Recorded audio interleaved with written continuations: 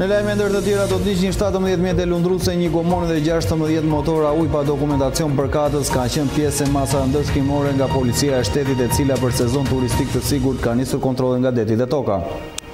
Fenomeni graviteve po bëhet shqetësues në Gjirokastra. Idutët kësaj here kanë qenë të pafat pasi kasoforta e vjedhur në dyqanin e Telekom Albania në qendër të lagjes 18 shtatori ka qenë bosh. Republika e Çamarisë ka tashmë dhomën e Tregëtisë në qendër në Igumenice dhe Sarand. Edicioni informativ në televizionin Kanal 7 mundësohet nga Epi Plot Dekor.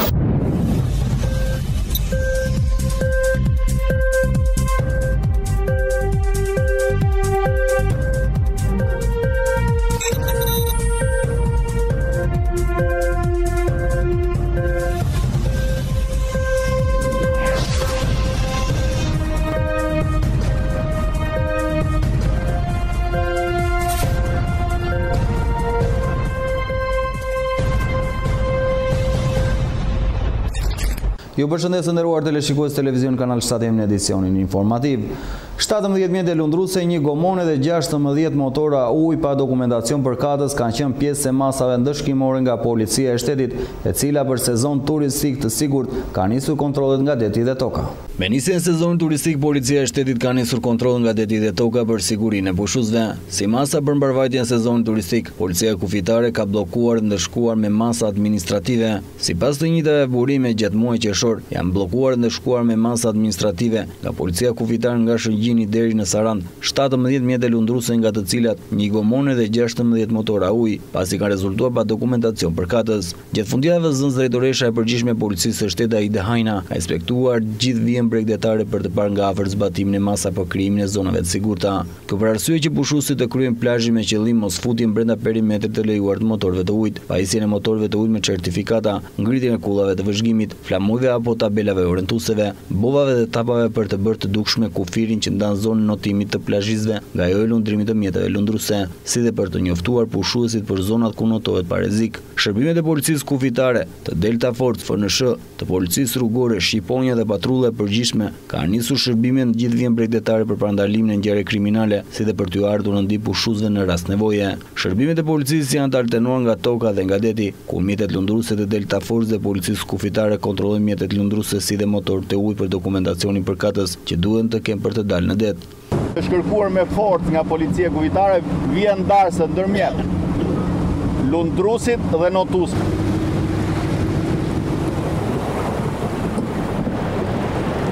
Një ndër detyrat që është lënë këtij vendbazimi është korridori i sigurisë. Pra, ky do quhet korridori i lundrimit dhe mbas këtij ne kemi kërkuar, bazuar në VKM, kemi kërkuar edhe korridorin e sigurisë. Qytetari është identifikuar dhe me leje drejtimi i mjetit, i regjistruar dhe i koliduar në regjistrin detar. Duhet të zbatoni rregullat e lundrimit, me mjetin lundrues nuk duhet afroni në zonën e notimit, duhet mani distancë nga bregu 300 metra, pushuesit apo grupi juaj do të jetë të gjithë të veshur me lek shpëtimi dhe në koherencë gjithmonë do të keni dokumentacionin e mjetit me vete. Unë ju uroj kaloni gëzuar, pushimet mbara. Ndërkohë, përgjatë vijës bregdetare nga toka, punonësit e policisë me bicikleta patrullojnë në zonat ku pushuesit kanë filluar plazhin. Policia rrugore, mbështetur nga shqiponja dhe patrullët përgjithshme, por dhe nga FNSH apo Delta Force, janë ndështrira në gjithë akset në shërbim pa ndërprerje me qëllimin krijimin e lehtësive në qarkullimin e mjeteve. Fenomeni i grabitjeve bëhet shqetësues në Gjirokastra. Idutët kësaj here kanë qenë të pafat pasi kasaforta e dyqanit Telekom Albania në qendër të lagjes 18 shtatori ka qenë bosh. Rreth orës 4:30 minuta në lagjen 18 shtatori në Gjirokastër është vjedhur me thyerje dyqani i një kompanie telefonike nga persona ende të pa identifikuar nga policia. Nga veprimet e para të kryera nga grupi hetimor ka rezultuar se është vjedhur një kasaforte e cila ishte bosh. Ndoshta grabitësit kanë qenë të pafat kësaj here, po ajo që është edhe më shqetësues është fenomeni vjedhjeve në qytetin e Gurt. Grabitësit kanë përdorur doreze për të mos lënë shenja gishtash. Gjithçka është filmuar nga kamerat e sigurisë së dyqanit, ndërkohë që policia ka shkuar në vend ngjarje dhe po punon për identifikimin dhe kapjen e autorëve. E fakt, në qytetin e Gurë nuk ka ditë apo lagje që të mos flitet për vjedhje të banesave apo bizneseve dhe policia e qytetit të Gurët rastet po e mban hermetike, duke mos bërë publike asnjë rast. Fenomeni i grabitjeve ishte më tepër shqetësues në zonën e Dropullit për shkak edhe të emigracionit në mas. Për këtë arsye patrulla shqipunja në Gjirokastër shtroi patrullimet në fshatrat e Dropullit, por duket se ky problem shqetësues tashmë është ulur këmbkryq në qendër të qytetit të Gjirokastës, në mes të ditës dhe as pak në zonat periferike. Ushtroi dhunë në familje arrestuar në flagrancë nga policia. Nga specialist për hetimin e krimit në drejtorinë vendore të policisë Gjirokastër pa arrestim flagrancë shtetasit Ferik Myrta, 65 vjeç, banues në Memaliaj. Arrestimi i këtij shtetasi bë pasi në banesën e tij për motive të dobta ka goditur disa herë me sende të forta sqepar në kokë në trup bashkëshorten e tij shtetasi iniciale AM, 57 vjeçë, banues në Memaliaj. Shtetësia ndodhet e shtruar në spitalin rajonal LAJME në Gjirokastër jashtë rrezikut për jetën. Material nga kërkim të këtij shtetësi kaluar në prokurorisë pranë gjykatës së shkallës parë Gjirokastër për vemë penale të parashikuar nga aneni 88 i kodit penal. Republika e Çamërisë ka tashmë dhomën e tregëtisë me qendër në Igumenice dhe Sarandë. Presidenti i Çamërisë Festim Lauto njoftoi çeljen e dhomës së tregtisë fal një bashkëpunimi mes Bashkimit Evropian, Republikës së Çamërisë dhe Shteteve të Bashkuara të Amerikës. Dhoma e tregtisë do të ketë qendrën e saj në Igumenice, Sarandë. Vet zoti Lauto për Republik LAJME duke prezantuar dhe presidentin e dhomës së tregtisë, Enigerta Mahmutaj. Sot është një ditë e shënuar për popullin e Çamërisë dhe të mbar kombit shqiptar. U arrit një marrëveshje shumë e madhe midis Republikës së Çamërisë dhe Bashkimit Evropian dhe Shtetet Bashkuara të Amerikës, ku u hap dhoma e tregtisë, e cila do të jetë në qendër të Gumenicës. Aty do ta ketë qendrën e saj dhe u zgjodh dhe presidentja e dhomës të tregtisë, Enigerta Mahmutaj. Presidentja e dhomës së tregtisë të Republikës së Çamërisë do të instalohet sa më shpejt tani në Sarandë, në të parën, pastaj do të shkojmë në Gumenicë me ndërmjetësimin e Bashkimit Evropian. Të gjithë popullsisë çame në përgjithësi dhe popullsisë shqiptare do të kenë të drejtë të regjistrojnë në dhomën e tregtisë të Republikës së Çamërisë dhe do të kenë investime nga Republika e Çamërisë. E gëzofshi postin. Faleminderit zoti president, besimin e postit që më dhash. Faleminderit. Ata që do të regjistrohen pranë dhomës së tregtisë do të kenë mundësi të përfitojnë edhe investime, tha presidenti i Çamërisë Festim Lauto. Ky hap i Republikës së Çamërisë po tregon gjithmonë më shumë marrjen formë të institucioneve të rëndësishme të Republikës së Çamërisë duke funksionuar si një shtet i vërtet me institucionet e veta. Jam shumë e lumtur që mora pjesë sot në hapjen dhe e dhomës së tregtisë së Republikës së Çamërisë.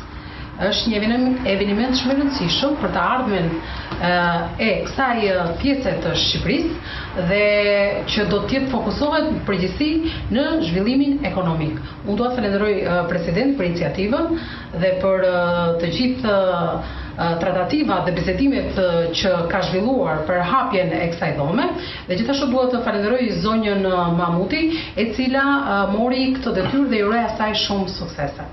Përqendrojmë këto momente në zhvillimet më të fundit nga rajoni dhe bota.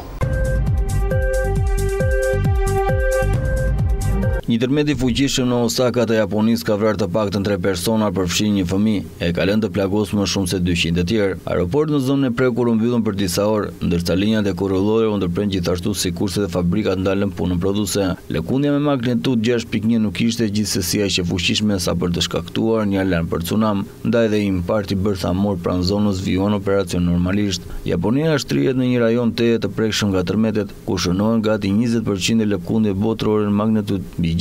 Tërmeti i zonës në Osaka ra pak përpara orës 8 të mëngjesit të zonës në veri të qytetit. Një vajzë 9 vjeçare mbeti e pajet pasi i ras sipër muri i shkollës. Një burr i moshuar mbeti gjithashtu viktimë e rrëzimit të një muri, ndërsa një tjetër mbeti i bllokuar në rënojat e shtëpisë së tij. Asunjo Oki, një shkencëtar me banim në Ibarki, shumë pranë epiqendrit të tërmetit, tha për BBC-n se i ishte në gjumë momentin e lëkundjes. Mëzgjoj patjetër ishte shumë i fuqishëm dhe zgjati për 5 sekonda, tha i përpara për të sa të telefononte familjarë dhe miqve më pas të shkonte në punë. Shumë njerëz u bllokuan në ashensor dhe rrugët pësuan sërish disa gropa thithse. Rreth 170.000 shtëpi mbeten pa energji elektrike, ndërsa furnizimi me gaz u ndërprer mbi 100.000 shtëpive. Tërmeti me magnitudë 6.1 i shkallës së Mace në Japoni nga Shërbimi Gjeologjik Amerikan u raportua si magnitudë 5.3. Tërmeti preku dhe prefekturën e Kyotos, Naras, Yogos dhe Shigas.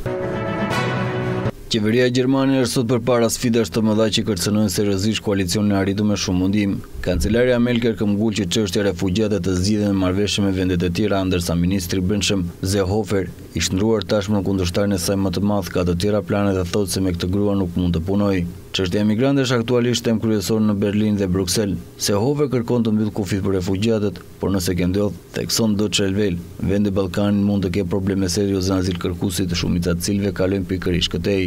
Shqetësimi ngritur ka çuar në Berlin ministrin e Brendshëm kroat, Davor Borisovich, i cili ka zhvilluar bisedime thotë se ka rënë dakord të ndihmojë vendet që njehen Ballkanin në radhë të parë Shqipërinë dhe Bosnjë-Hercegovinën. Investim për sigurinë e këtyre vendeve ka indikim pozitiv dhe për Kroacinë dhe vendet e tjera, VTB-s sqaron Bozgjinović. Ditë e fundit është folur shpesh për krimin e impikjet e regjistrimit të ashtu quajtur hotspot, jo vetëm në Afrikën e Veriut, por edhe në Ballkan, më konkretisht në Shqipëri. Situata në rajonin mund ta vështirësojë sidomos marrja drejtim të BE-s nga Australia, e cila është flamurtare e mbrojtjes së suksesshme të kufive të jashtëm. Kryeministra britanike Theresa May ka bërë thirrje parlament të mos bllokojnë procedurat të shkëputjes nga Bashkimi Evropian. Ky apel vjen në një kohë kur në parlament pritet kaloj për miratim legjislacion që do t'i japi fund një ere mirë antarësimit të Britanisë së Madhe në BE. Ne duhet të njohim rolin e parlamentit, të sigurojmë të duart e qeverisë nuk mund të lidhen në negociata dhe se parlamenti nuk do të përmbysë vullnetin e popullit, tha May për BBC-n. Disa ditë më parë në përgjimin e një darke privat ministrit të jashtëm britanik Boris Johnson, ky i fundit pranon se Brexit është i pakthyeshëm, por ekziston rreziku që mos jetë ai që dëshiron Britania. Duhet përballet me faktin se gjëra nuk mund të ngatërohen keq, por duhet që askush të mos trembet, gjithçka do të shkojë mirë në fund, dëgjoj të thotë ministri i jashtëm britanik. Gjithashtu Johnson paralajmëron se shumë shpejt do të nisë një fazë ku Theresa May do të tregohet më shumë agresive ndaj Brukselit, por përpara se ta bëjë këtë, duhet të eliminojë rrezikun që mund t'i vijë nga parlamenti. Kryeministri i Greqisë Aleksis Tsipras i mbijeton një votë besim në parlament këtë të shtunë, gjë që hapi rrugën marrëveshje historike me Maqedoninë për zgjidhjen përfundimtare të emrit. Mocioni ishte sjellë nga opozita Demokracia e Re, por u refuzuan nga 153 deputet, vetëm 27 votuan votë besimin. Kundërshtarët e kishin akuzuar Tsiprasin se po i bënte shumë lëshime Maqedonisë se marrëveshjen do të firmonte këtë të diel. Me mira grek protestuan jashtë parlament kundër marrëveshjes Maqedonisë, duke kërkuar Tsiprasit të japë dorëheqjen. Policia përdori gaz lëvizjes për të mos lejuar turmën të futet në ndërtesë. Kjo është marrëveshje që do ta kishte dashur çdo kryeminist grek, tha Tsipras në mbledhjen e qeverisë, por do kishte humbur të majtet e zgjedhjeve në vitin 2015, do të kishte edhe mandatin e presidentit që do të kishte çuar drejt zgjedhjes së parakohshme. Në sondazhe bëra publike, ai është duke lënë pas që tani demokracinë e re në qendër së djathtë. Greqia ka qenë në vitin 1991 që nuk vije dot dakord me emrin e ish-republikës Jugoslave. Argumenti i tyre është se emri Maqedoni nënkupton pretendimet territoriale ndaj provincës greke në të njëjtin emër, që është thuajse një pjesë e rëndësishme e kulturës së qytetërimit grek. Kjo temë ka ndikime të thella emocionale për shumë grek. Protestues përpara parlamentit bërtisin tradhtar teksa livënësi diskutonin brenda. Jam i zemëruar, thot teolog Ambrozis, 69 vjeç i murg. Të japësh emrin është të japësh territorin. Maqedonia dhe Aleksandri i Madh janë pjesë e kulturës dhe historisë greke. Ata po i japin shkupit. Sipas modeleshës, vendi i ri i Jugosllav do të njihet si Republika e Maqedonisë së Veriut dhe Greqia do të heqë kufizimin që Maqedonia të afrohet sa më shumë me NATO dhe BE-n. Ministri i jashtëm grek Nikos Kotsias dhe homologu i tij Maqedonas Nikola Dimitrov do të firmosin marrëveshjen në zonën e liçenit të Prespës. Kryeministrat përkatës Tsipras dhe Zaev do të jenë gjithashtu të pranishëm. Marrëveshja do ndikojë miratimin e parlamentit në dyja vendet si dhe një referendum në Maqedoni, rezultoi i cili nuk dihet me siguri. Presidenti i Maqedonisë tha se nuk e miraton marrëveshjen, ndërkohë që partnerët e koalicionit të djathtë qeverisë të Tsiprasit ka thënë se do të refuzojë marrëveshjen kur të sillen për votim. Kjo pritet ndodh në fund të vitit. Një deputet grek të pavarur të së djathtë tashmë koalicionit Tsiprasin u bashkua Demokracisë së Re duke marrë dorë trokitje nga opozita. Ai u përshtatoi me një nga kryetari i partisë. Përjashtimi bën që Tsipras të ketë një shumicë prej vetëm 153 deputetësh në një parlament me 300 vendesh. Udhëheqësi i Demokracisë së Re, Kriakotis Mitsotakis, tha se marrëveshja ishte sulm ndaj shtetit dhe qeverisë së Tsiprasit në maks. Kjo qeveri duhet të ikë përpara se të bëjë më shumë dëm kombëtare, tha ai. Duke në pas zhvillimin nga rajon dhe bota, përqendrohemi sërish me informacione në vend. Më shumë se 70% e aborteve në vendin tonë gjatë vitit 2017 janë kryer në agra në gjendje të rënduar ekonomike. Më shumë se 70% e aborteve të kryera vitin e kaluar në vendin tonë janë nga gra në gjendje të rënduar ekonomike. Sipas thënieve të Institutit të Shëndetit Publik, i cili ka analizuar abortet sipas statusit ekonomik të femrave, është gjetur se pjesa dërmuese e ndërprerjes së barës bëhet nga gra që janë të papuna dhe që nuk kontribuojnë në skemën e sigurimeve. Teksa vitit e fundit shihet një tendencë në rritje për abortet edhe në gratë në marrëdhënie pune, të cilat nxiten të ndërpresin barrën më shumë për shkak të karrierës. Abortet e kryera nga gratë e papuna ose të pasiguruara ndër vite ndjekin të njëjtin trend edhe në nivele të paraafërta, duke përpër më shumë se 70% të aborteve gjithsej. Sipas Instat, në vitin 2017, përgjendja e aborteve të kryera nga gratë e punësuara është rritur me 5.9%, duke arritur në 27.6% kundrejt 71.6% të aborteve të kryera nga gratë e papuna. Pjesa më e madhe e aborteve gjatë vitit 2017 është kryer nga gra me nivel arsimor 9 vjeçar dhe të mesëm, përkatësisht 37.1 dhe 36.0. Peshën më të vogël e zën gratë me nivelin e arsimit fillor, ndërsa përqindja e aborteve nga gratë me nivel e arsimit të lartë zën 21.1% të totalit. Sipas Instat, ka 2 kategori aborte spontane të provokuara. Aborti provokuar ka për origjinë një veprim të ndërmarrë me qëllim për të ndërprer barën, të gjitha abortet e tjera konsiderohen spontane. Gjithsesi, numri i aborteve në vitin 2017 ka postuar një rënje duke arritur në 5.26%. Raporti lindje abort tregon se për çdo 5.9 lindje ka ndodhur paralelisht dhe një abort. Instat raporton se abortet spontane mbajnë peshën më të madhe të aborteve duke përbërë 77.4% të totalit në 2017. Pjesa më e madhe e aborteve kryen nga gratë e grup moshave 20 deri në 34 vjeç, ndërkohë në këtë grup mosh 8.1% e kryen në lindje dhe 1.11% kryen një abort, ndërsa për grup moshën mbi 34 vjeç 1.13% e grave bën një lindje dhe 0.53% kryen një abort. Përqendrojmë këto momente tek parashikimi i motit, ku grafika na jep me motin për 3 ditët në vijim.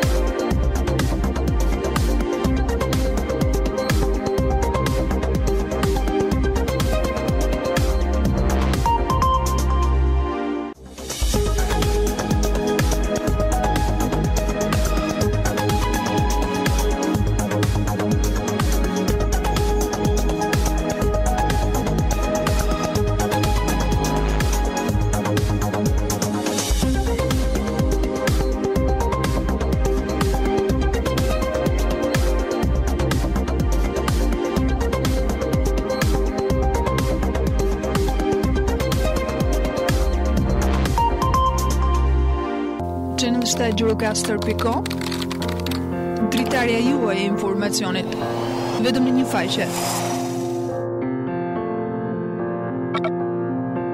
Showbiz, sport, kulturë, lajme politike, ekonomi, koncept i ri në gjithçka, ndryshe nga të tjerët. Gjithçka në një të vetme. Dritarja juaj e informacionit në çdo hap, kudo që të ndodheni. Gjurokastër.com. Dhe jemi gjithmonë më pranë. Me parashikimin e motit përfundojmë këtë edicion informativ. Unë lë shoqërinë e programit në vijim bashkë. Miropafshim.